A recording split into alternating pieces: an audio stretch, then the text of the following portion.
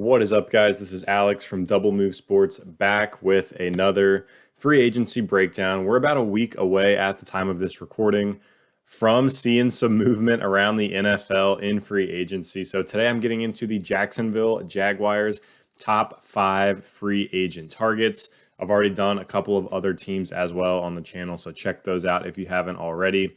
Hit that like and subscribe button. But without any further delay, I want to go ahead and just jump right into these top 5 for the Jacksonville Jaguars. As we know, they have the number 1 overall pick in the draft, expected to take Trevor Lawrence. So with that, my number 1 target for Jacksonville is Jonnu Smith, tight end from the Tennessee Titans. It would be great to give Trevor Lawrence a viable option in the passing game at the tight end position. And this would give Jacksonville a massive upgrade at the position with a young, athletic tight end like Jonnu Smith who can block well. He can make big, explosive plays in the passing game. And this would just be a home run for Jacksonville. Smith had a career year in 2020, totaling 9 total touchdowns in Tennessee, but they didn't really give him a ton of volume. But when he did get opportunities, we saw him make big plays. So number 1 on my list would be a great underneath target for Trevor Lawrence that can make things a lot easier on him as he acclimates to the NFL. And that makes sense as we move to number 2, because number 2 is Hunter Henry, tight end from the Los Angeles Chargers. If Jacksonville is unable to get Jonnu Smith, I think Hunter Henry would be a very, very good backup option that can really use him underneath. He's a great red zone target. And Henry would just be a nice security blanket, a safety blanket for Trevor Lawrence. At 26 years old, Hunter Henry still has some good runway in front of him. He's a steady, very consistent player. So bottom line is, I think Jacksonville needs to go out and pick up one of these top tight ends on the market to make Trevor Lawrence's life a little bit easier in the NFL. And as we move to number 3, it all continues to be about building around Trevor Lawrence. I know there's some defensive help needed. We'll get into that. But at number 3 on the list is Allen Robinson. And Allen Robinson has been a target for a lot of the teams I've broken down, because whichever team ends up with this stud is going to get a true alpha wide receiver 1. And Allen Robinson has produced without good quarterback play for his entire career. Trevor Lawrence would be arguably the best quarterback Allen Robinson has played with at the NFL level, even with Lawrence being a rookie.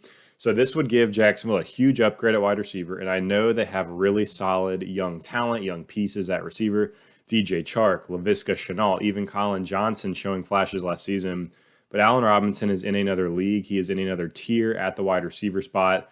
And if Jacksonville isn't quite sure if some of those guys are going to take that step to be a top 10 talent at the position, it would make sense to go ahead and bring in Robinson, and all those other guys can still continue to make plays for this offense. So Allen Robinson comes in for me at number 3 for the Jacksonville Jaguars.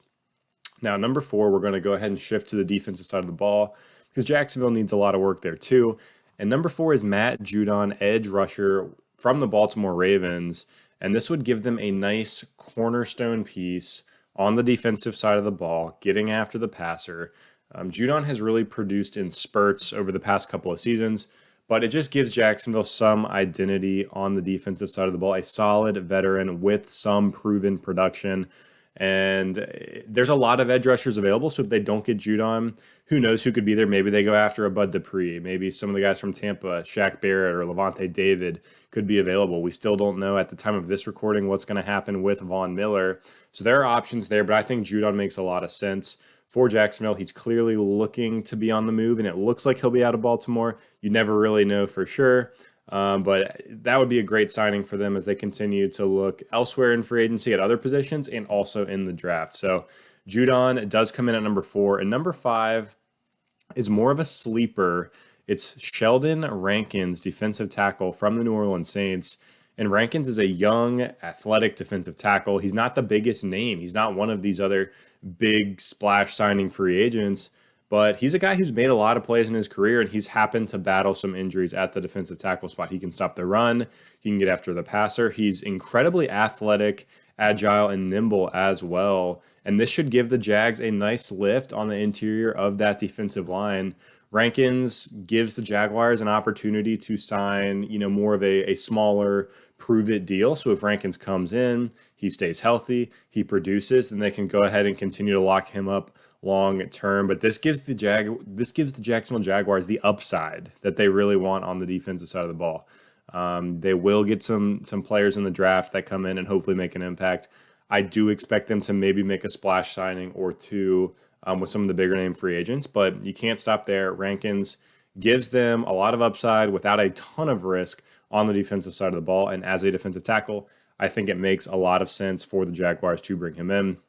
I haven't done this on the other videos, but a couple other guys I considered here were Malik Hooker, safety from the Indianapolis Colts. He would be similar to a Sheldon Rankins in the sense that he's coming off of an injury, could be more of an upside prove-it deal for the Jaguars. So there are plenty of names to keep an eye on. There's some veteran cornerbacks as well. I don't know how much sense it makes to bring too old of a veteran whose play is declining, but obviously Patrick Peterson, Richard Sherman, some of those guys are going to be on the market. I don't necessarily think they should be primary targets for Jacksonville, but I would not be surprised to see them address defensive back.